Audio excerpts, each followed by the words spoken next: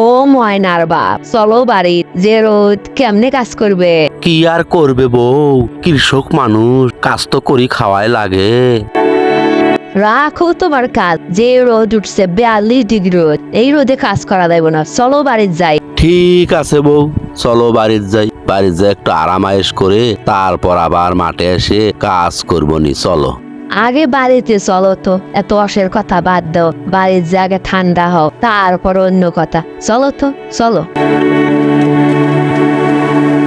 হে খোদা, তুমি আমাদের বৃষ্টি দাও না কেন? আমরা গরমে অতিষ্ঠ হয়ে যাচ্ছি।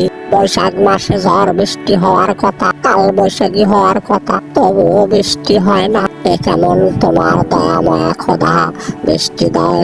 ও বউ, বৈশাখ মাসের আজকে 15 তারিখ, তবুও বৃষ্টি হচ্ছে না। মাঠ ঘাট সব শুকে যাচ্ছে। তুমি ঠিকই বলেছ গো। আল্লাহ বুঝি আমাদের প্রতি নারাজ হয়েছে, তাই আর বৃষ্টি হচ্ছে না। তাই একটা কাজ করা হোক, চলো আমরা দুইজন মিলিয়ে ওই ব্যাঙের বিয়ে দিয়ে দে। সবাই বলে ব্যাঙের বিয়ে দিলে নাকি বৃষ্টি হয়। হ বউ, তুমি ঠিকই বলছো। আমি ব্যাঙ দুটি ধরে নিয়ে আসবো, তারপর বিয়ে দেব।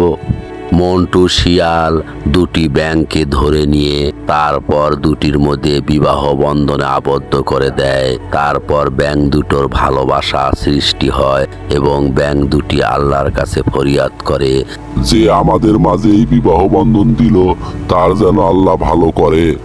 ও গো, গতকাল তো ব্যাঙ দুটোর বিবাহ দিয়ে দিলাম। এবার কি একটু বৃষ্টি হবে?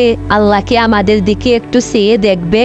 বৃষ্টি হবে বউ, বৃষ্টি হবে। কারণ বাপ দাদা 14 গোষ্ঠী আগের যুগে ব্যাঙের বিবাহ দিছিল, তখন বৃষ্টি হচ্ছিল। এবারও বৃষ্টি হবে বউ, তুমি চিন্তা করিও না। ব্যাঙের বিবাহ দিয়েছি, এবার বৃষ্টি হবে। হে খোদা, তুমি আমাদের বৃষ্টি দাও। আমরা আর গরম সহ্য করতে পারছি না।